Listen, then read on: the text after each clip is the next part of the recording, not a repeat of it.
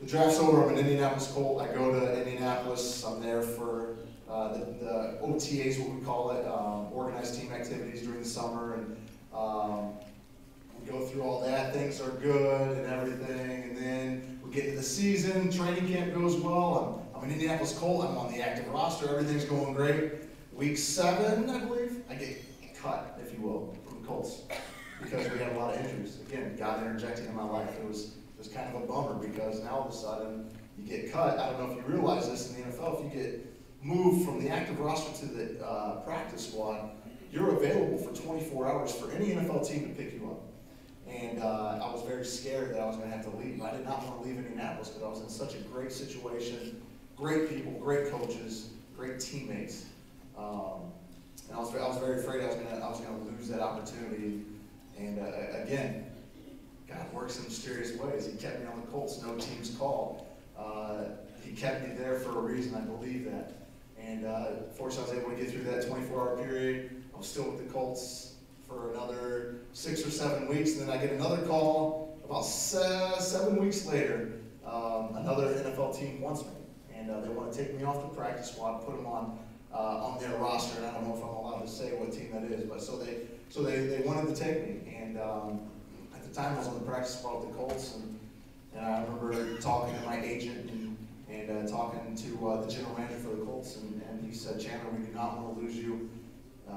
We value you as a person, as a player. We do not want to lose you from this team." And we were able to kind of negotiate a deal, restructure the contract, and I was able to stay at Colt. But I was this close to packing my bags and leaving about 3/4 of the way through the season. So again, I was blessed to stay where I was. I wanted to be a Colt, and that's some of the things that you just don't see behind closed doors. You just don't know what's going on. At the end of the day, the NFL is a business, and a lot of weird things happen from day-to-day basis, and it's just a miracle. It's a blessing. Any kind of word you want to imagine that is why I'm here today. But there is a reason that God has put me here. So now moving forward, we had a great season with the Colts. It was so much fun. I could imagine the Colts Nation, the fans out there, were kind of rejuvenated because they went 2-14, released a lot of players, and it was all for a plan. We're building something again, and we're excited moving forward.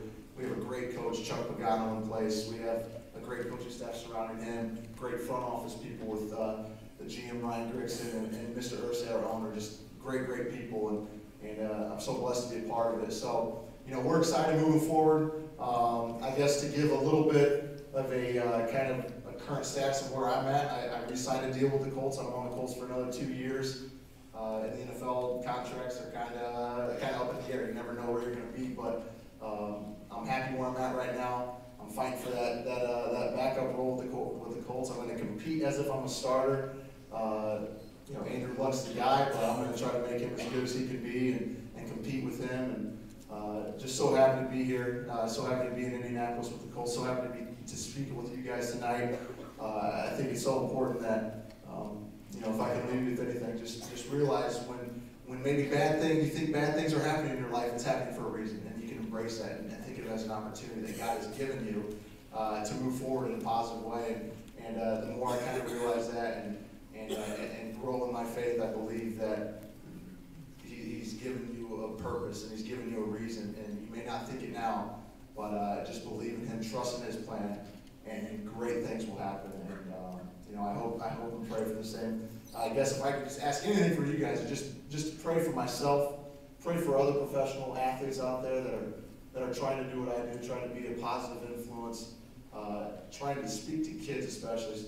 It's okay to be a good person, to be a Christian, and be a professional player in any realm, whatever that may be. It's okay.